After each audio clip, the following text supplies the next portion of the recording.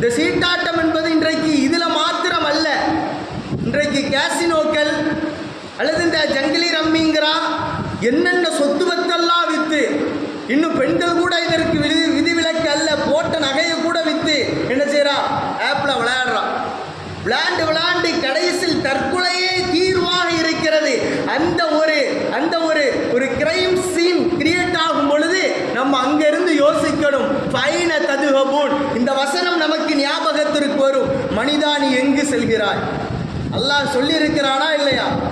அல்லாஹ் இந்த பாதை தவறான பாதை, இந்த பாதை உங்களுக்கு தீய வழியில் தான் உங்களை வழிவகுக்கும் என்று அல்லாஹ் சொன்ன அந்த வார்த்தை உண்மையாகிறதா இல்லையா? அந்த நிலைமையில் நீங்கள் யோசித்து பாருங்கள். அப்படி இந்த சூதாட்டத்தில் வெற்றியும் தோல்வியும் சந்திக்கிற பொழுது இவன் மகிழ்ச்சியிலும் மது அருந்துகிறான், தோத்துட்டம்ங்கிற துன்பத்திலும் மது அருந்துகிறான். அதனால தான் அதுக்கு மதுன்னு பேர். மகிழ்ச்சி ஆனாலும் துன்பமானாலும். இன்னைக்கு ஒவ்வொரு செலிப்ரேஷன் இருக்குது, ஒரு ஃப்ரெண்ட்ஸுகளோடு அல்லது தனியாக கூட்டாக அல்லது வெளியில் சுற்றுலா என்ற ரீதியில் இப்படியெல்லாம் கெட் டுகெதர் எல்லாம் சேர்ந்து ஒரு அழிவை நோக்கி உண்டான பாதையை மனிதன் தேர்ந்தெடுக்கிறான். மனிதா எங்கு செல்கிறாய்?